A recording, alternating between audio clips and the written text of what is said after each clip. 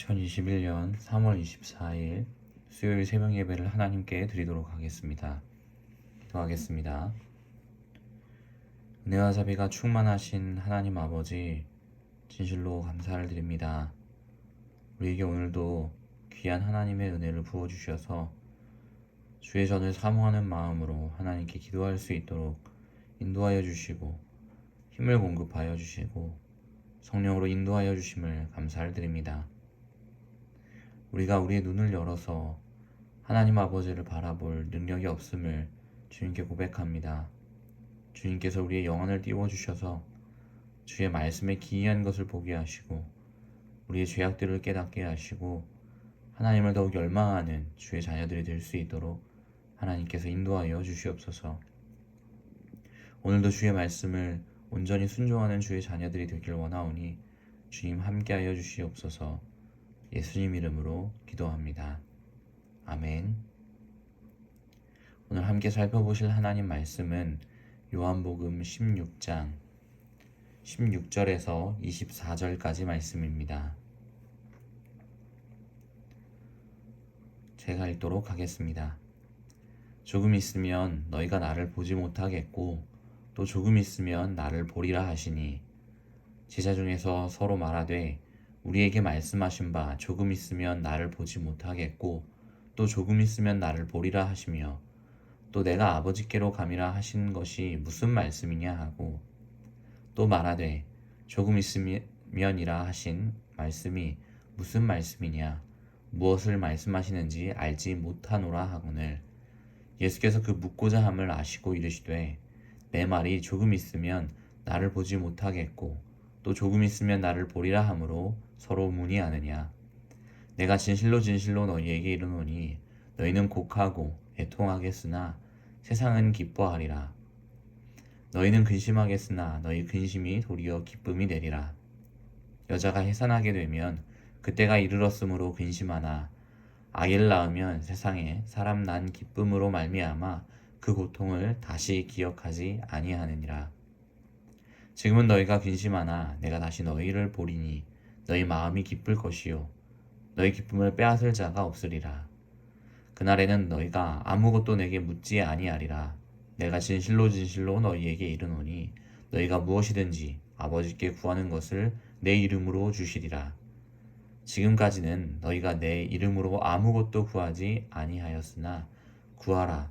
그리하면 받으리니 너희 기쁨이 충만하리라. 아멘. 성도 여러분, 예수님은 만찬의 자리에서 많은 것들을 제자들에게 당부하셨습니다. 이제 이 만찬의 시간이 끝나면 제자들과 평온하게 보내시던 그 시간들은 끝이 나고 겟세마네의 고통, 불의한 재판과 잔인한 조롱, 혹독한 채찍질과 제자들의 배신, 그리고 십자가의 죽음이 예수님께 찾아오게 되어 있었습니다. 이런 상황에서 가장 큰 위로가 필요했던 분은 오히려 예수님이셨습니다. 그런데 예수님은 그런 상황에서도 오히려 제자들을 위로하시고 격려하셨습니다. 이미 만찬의 자리를 통해 제자들과 함께 할 수 없음을 예수님께서 제자들에게 말씀하셨습니다. 새벽의 시간마다 말씀드리는 것 같은데 이것은 제자들이 매우 두려워할 만한 상황으로 그들의 마음이 연약해짐이 너무도 당연해 보입니다. 그런데 그런 제자들에게 예수님은 조금 있으면 나를 보리라고 말씀하셨습니다. 너희가 나를 보지 못하겠고 라고 말씀하신 것은 예수님께서 조금 후에 십자가에서 죽으실 것임을 예언하신 것이었습니다. 또한 나를 보리라 라는 이 말씀은 예수님께서 부활하심으로 제자들 곁에 다시 오실 것을 약속하신 것이었습니다. 그런데 제자들은 예수님의 말씀을 조금도 이해하지 못했습니다. 17절에서 18절에 제자 중에 서로 말하되 우리에게 말씀하신 바 조금 있으면 나를 보지 못하겠고 또 조금 있으면 나를 보리라 하시며 또 내가 아버지께로 감이라 하신 것이 무슨 말씀이냐 또 말하되 조금 있으면이라 하신 말씀이 무슨 말씀이냐 무엇을 말씀하시는지 알지 못하노라 하거늘이라고 기록되어 있습니다. 요한복음의 말씀을 읽고 있는 성도들은 이 말씀이 무엇인지, 예수님께서 하신 말씀의 의미가 무엇인지 이해할 수 있습니다만 제자들은 쉽지 않았던 것 같습니다. 어떤 이유에서 예수님의 말씀을 이해하지 못했는지 우리가 잘 이해하기가 어렵습니다. 그러나 분명한 것은 예수님께서 처음 말씀하신 것이 아님에도 불구하고 제자들이 알아듣지 못했다라고 하는 것입니다. 일반적으로 계속 반복하여 이야기하는데 알아듣지 못하면 말하는 사람은 상당히 답답하고 종래에는 화가 날 수도 있는 상황입니다. 그런데 우리 주님은 알아듣지 못하는 제자들을 답답해 하시거나 화를 내지 않으시고 제자들이 완전히 이해할 수 없음을 인정하셨습니다. 예수님께서 말씀하신 내용을 다 소화하기 어렵다는 것을 예수님께서 아셨고 제자들의 수준에 맞게 제자들에게 닥쳐올 힘든 시기에 대해 잘 말씀하시고 그것을 준비시켜 주셨습니다. 20절에 내가 진실로 진실로 너희에게 이르노니 너희는 곡하고 애통하겠으나 세상은 기뻐하리라. 너희는 근심하겠으나 너희 근심이 도리어 기쁨이 되리라 하고 말씀하십니다. 예수님께서 하신 이 말씀은 예수님이 십자가에서 돌아가심으로 제자들은 곡하고 애통하게 된다는 말씀이었습니다. 그리고 예수님의 죽음에 대해 세상은 기뻐하고 이긴 줄로 생각하게 될 것이라고 말씀하신 것이었습니다. 그러나 예수님의 고난과 죽음 그리고 장례는 실패가 아니었습니다. 예수님께서 조금 있으면 보리라고 하셨던 말씀과 같이 예수님의 죽음이 오히려 기쁨이 되는 날이 올 것이라고 말씀하셨기 때문입니다. 성도 여러분, 예수님께서 십자가에 달려 돌아가심은 이미 우리에게 기쁨이 되었습니다. 예수님께서 4일간 머무르셨던 무덤은 이미 비어 있었고 사망의 권세는 예수님 앞에서 끊어져 버렸습니다. 이 사실이 오히려 우리에게 큰 기쁨이 되는 것은 예수님께서 부활의 첫 열매가 되셨기 때문이지요.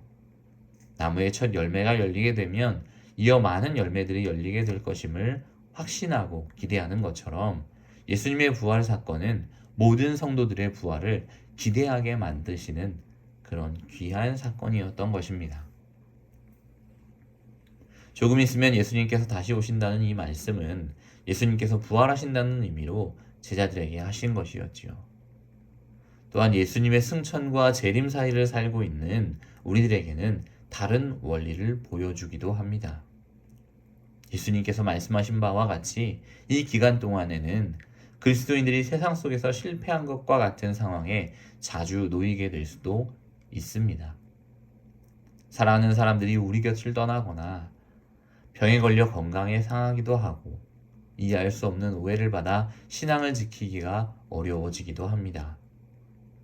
또한 세상이 이기는 것처럼 보이는 상황도 참 많이 있지요. 악한 사람들이 형통하고 부유하며 세상 속에서 더 높은 지위에 올라 영향력을 드러내는 모습들을 참 많이 보게 됩니다. 그러나 예수님께서 분명하게 말씀하고 계시는 바와 같이 다시 우리를 보실 날이 있을 것이며 그 근심을 오히려 기쁨으로 바꾸실 때가 있다고 말씀하시는 것입니다. 22절에 지금은 너희가 근심하나 내가 다시 너희를 보리니 너희 마음이 기쁠 것이요 너희 기쁨을 빼앗을 자가 없으리라 라고 하셨습니다. 그 기쁨에 이르는 것에 대한 비유로 예수님은 해산의 고통을 말씀하셨습니다. 아이가 세상에 태어나는 것만큼 부모에게 큰 기쁨이 없을 것입니다. 그러나 인류의 죄악으로 인하여 해산의 때가 오면 어머니는 큰 고통을 당하게 됩니다. 그것은 해산의 때가 임할수록 더하게 되지요. 그러나 그 큰 고통이 결국 큰 기쁨의 사건으로 변하게 됩니다. 엄청나게 심했던 진통이 오히려 해산의 임박했음을 알려주는 그런 표징이 되는 것처럼 오늘 예수님께서 말씀하신 바는 우리에게 있는 큰 고통과 어려움들이 예수님께서 오시는 그날을 알려주는 그 사인이 된다라는 의미인 것이지요. 결국 예수님께서 오시는 그날에는 오히려 큰 기쁨으로 그 모든 고통과 슬픔이 변하게 된다는 것을 말씀하신 것이었습니다. 사랑하는 선문호교회 성도 여러분, 오늘 말씀을 정리하겠습니다.